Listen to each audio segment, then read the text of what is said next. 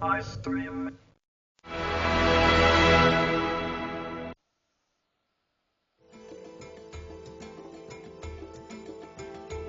വലിയ കഷ്ടം തന്നെ അച്ഛ.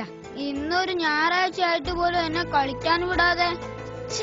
എന്റെ വിഷമം ഈ ജന്മം തീരൂല.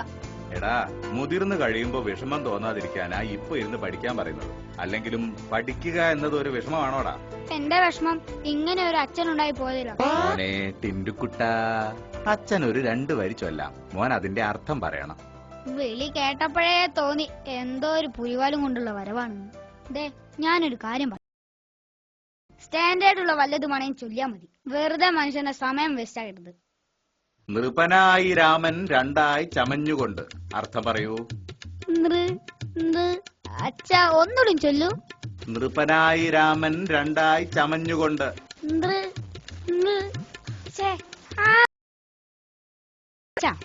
ആ നൃ ഒഴിവാൽ തന്നാൽ അർത്ഥം ഞാൻ പറയാം. അതെങ്ങനെ ശരിയാവൂ?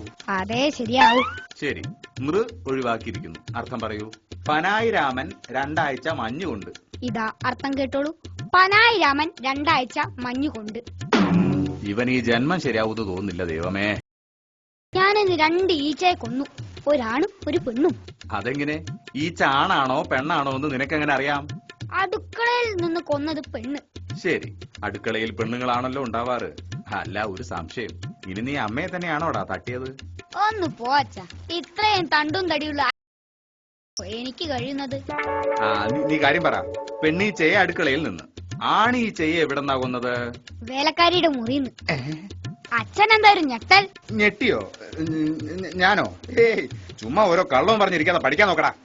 എന്താ അച്ഛനും മോനും കൂടെ കിന്നാരം പറഞ്ഞിരിക്കുന്നത്? ഇങ്ങനെയാണോ പഠിക്കുന്നത്? ഇവനാള് തീരെ ശരിയില്ല. നാവെടുത്ത കള്ളമേ പറയൂ. എടാ, നിന്റെ പ്രായത്തിൽ ഞാനൊന്നും കള്ളം പറഞ്ഞിരുന്നില്ല, അറിയാമോ? തുടങ്ങിയത്. എടാ, നീ ആ വേലായുധന്റെ മകന്റെ വയറ്റ് തരിച്ചോ? അയാള് പരാതി പറഞ്ഞല്ലോ. എടാ, എന്തിനാടാ ഇങ്ങനെ ചീത്തപ്പേരുണ്ടാക്കി വെക്കുന്നത്? ആ നശിച്ചവൻ കാരണം പൊറുതി ഇല്ലല്ലോ ദൈവമേ. സത്യമായിട്ട് ഞാൻ പുറത്തടിക്കാനാ നോക്കിയത്. അവൻ എന്ത് ചെയ്യാനാ? എന്നിട്ട് ചീത്തപ്പേര് എനിക്കും. എടാ, നീ പഠിച്ച് വലുതായി ഉദ്യോഗമൊക്കെ സമ്പാദിച്ച് അച്ഛനെയും അമ്മയെയും നന്നായിട്ട് നോക്കേണ്ട ആളല്ലേ? എടാ, നീ എന്നെ കണ്ട് പഠിക്ക്. എന്താടാ ഇരിക്കുന്നത്? തമാശ കേട്ടാ ചിരിക്കാതെ പിന്നെ എന്ത് ചെയ്യും? നിന്റെ ചിരി ഞാൻ മാറ്റിത്തരാം.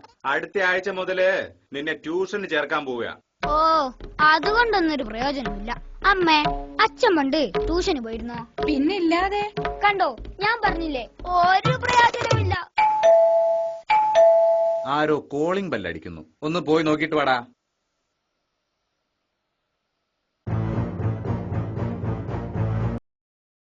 എന്താ കാര്യം? പുറത്തൊരു തടിയൻ വന്ന് നിൽക്കുന്നു.